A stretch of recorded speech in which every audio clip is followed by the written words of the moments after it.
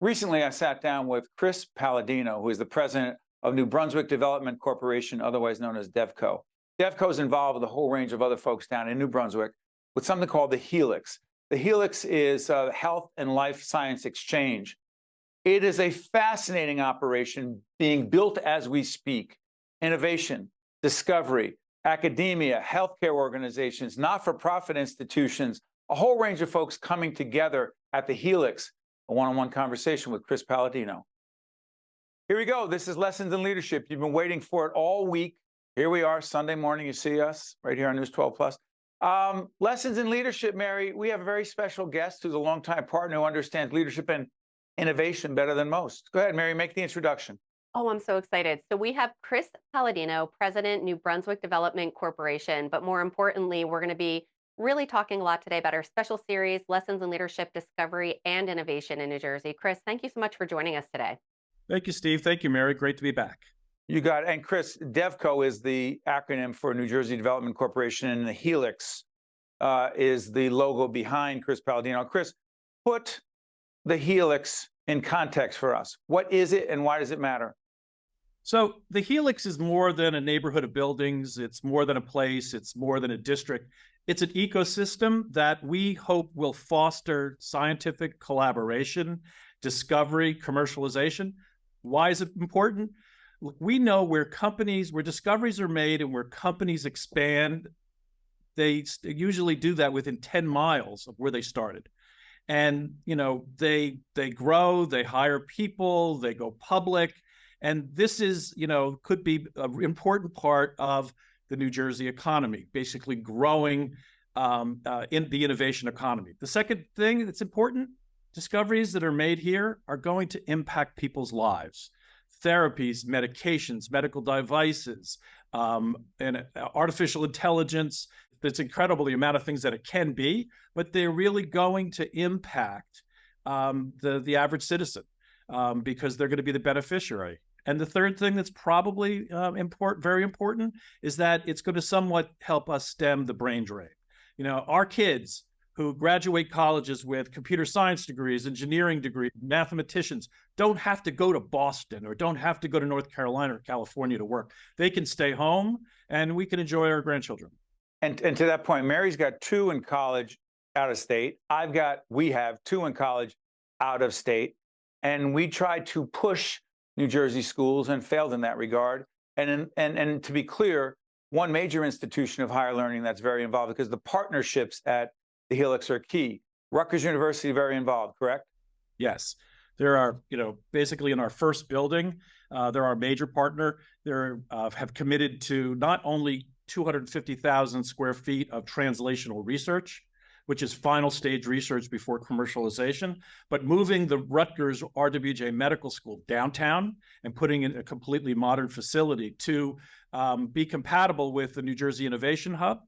But Rutgers is not only doing that, but they've committed to over $250 million to recruit new scientists that'll work in this building. And also Princeton is involved as well? Princeton, and then our other 2 very important partners are Robert Wood Johnson Barnabas Health and Hackensack Meridian. People don't really understand this, but Rutgers and Princeton together on an annual basis are the beneficiaries of over $1 billion of third-party research. This is money that comes from NIH, it comes from the National Cancer Institute, it comes from the FDA, it comes from foundations. So basically, bringing these 2 incredible research universities together, good things will happen. Helix will open officially when, Chris? In the December of 2025. Got it. Mary? Yeah, I love watching all of your posts, Chris, on social media, where it just shows, it's amazing. You blink and there's like a new structure going up any day. You talked a little bit about the partnerships. I believe it's connected to the Innovation Hub. How are you helping startups? How are you helping those businesses that are really just up and coming and true entrepreneurs? How are you helping them through the Innovation Hub?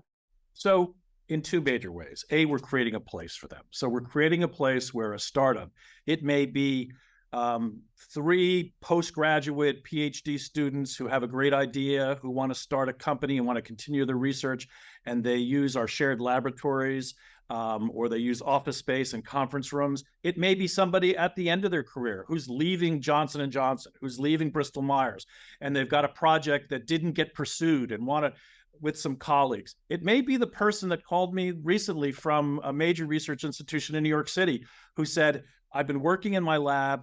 My partners and I are ready to commercialize this. We have to leave the university space to do it. We all live in New Jersey. We'd love to have a place to do this. So creating a place is important. But the other place is creating this ecosystem where startups can, at lunch, having a cup of coffee, a drink afterwards, can meet academic scientists who are working for Princeton or Rutgers, or working with physicians from either of the 2 hospitals, being in the same place, sharing ideas, helping solve problems, saying, hey, can you come to my lab and look in my microscope? I see something interesting. So we're basically creating a place where creative collisions can happen.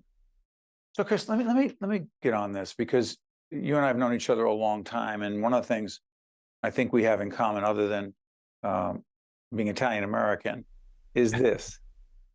We've been at this for a long time. But Mary knows this, and I think Mary does think of this sometimes, like, Steve, when is enough enough? When do we say, hey, we're good the way we are? What's all this with a new idea, new series, new this? Why are we spinning off to innovate? And what I said to Mary, and trust me, there's a question here, is when I stop doing that, that's when I don't want to do this anymore. That's when that's when you're done. I know, I've known you, Chris, you don't stop, meaning this innovation initiative, Discovery Innovation New Jersey, the Helix, I'm not saying it's you alone, but are you sitting up, there's a question in this way, do you sit up at night thinking about all these possibilities? But usually when I'm driving or taking a shower or shaving, usually I'm pretty good when I go to sleep, But look, cities that do not continue to reinvent themselves suffer. And we're talking about New Brunswick. By the way, Helix is in New Brunswick, to be clear. Right. Go ahead, Chris. And look, innovation is the lifeblood of New Jersey, of New Jersey's economy. The Helix hopefully will create an ecosystem that will reignite the entrepreneurial spirit of Edison, Sarnoff, Waxman, Claude Shannon, unlocking that potential, unlocking that excitement for the next generation. So, we kind of always have to rediscover and reinvigorate and reignite, let it be, a city or just getting people to be excited about being in a place. And whether it's a higher ed institution that has to evolve constantly, innovate, media organizations, hospital systems that you just talked about, both of whom are underwriters of our programming, RWJ Barnabas Health and HMH, Hackensack Meridian Health. Mary, one more quick question. Yeah, definitely. And as an outsider looking in, it seems like everything has just gone like clockwork with the Helix, right? I see all the posts and I'm like, wow, but I know probably behind the scenes there have been some challenges.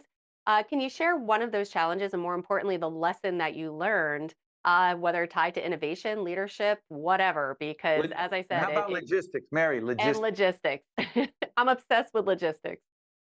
Well, I think on a micro sense, next week we're going to pour 1,400 cubic yards of concrete that has to be in one continuous pour, and it has 150 trucks coming, and it has to happen continuously, or you have to start over. What could go wrong, Chris? What could go wrong? Wait a second, though. I don't know a lot. But doesn't temperature matter? Well, isn't that a factor with concrete as well, or am I making too much of that? Temperature does matter, so we have to get that the right day. But I think the biggest challenge, and certainly one of the bigger accomplishments, are getting our partners, the EDA, Rutgers, Economic Development Authority, and Tim Sullivan. Go ahead.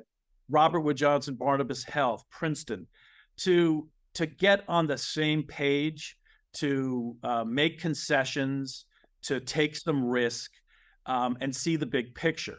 And then one day the light goes off, and you kind of bear down and get the deal done. You don't want to see how sausage is made. You don't want to see how laws are made. You don't want to see how public-private partnerships are made. Mayor Cahill said to me one time when we were doing a Mayor groundbreaking. Cahill, the mayor of New Brunswick. Go ahead. Yes.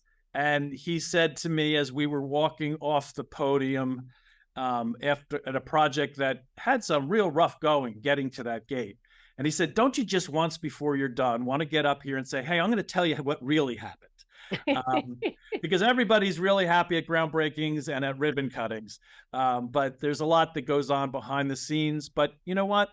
We are fortunate in New Jersey. I am certainly fortunate in New Brunswick to have some people who have some real foresight and are true leaders and are able to come together and do something in a collaborative nature that could not be done by any one of these institutions by themselves.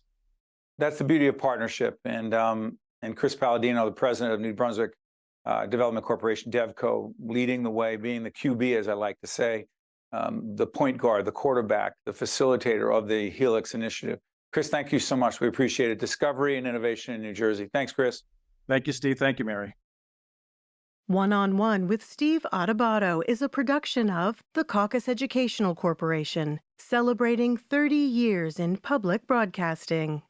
Funding has been provided by RWJ Barnabas Health, Horizon Blue Cross Blue Shield of New Jersey, the Healthcare Foundation of New Jersey, the New Jersey Education Association, PSEG Foundation, the New Jersey Economic Development Authority, New Jersey Sharing Network, the Port Authority of New York and New Jersey, and by the North Ward Center. Promotional support provided by NJ.com and by bestofNJ.com. To see more one-on-one with Steve Adubato programs, visit us online at steveadubato.org. If you would like to express an opinion, email us at info@caucusnj.org. Find us on Facebook at facebook.com/Steve Adubato PhD and follow us on Twitter at Steve Adubato. The North Ward Center continues to expand their services and outreach in Newark from the childhood years to the golden years, offering programs like preschool, youth leadership development, Casa Israel Adult Medical Day Program, our Family Success Center, as well as a gymnasium, and most recently, Hope House, a permanent home for adults with autism, supporting and nurturing our autism community, with Hope House 2 coming soon. The North Ward Center, we're here when you need us.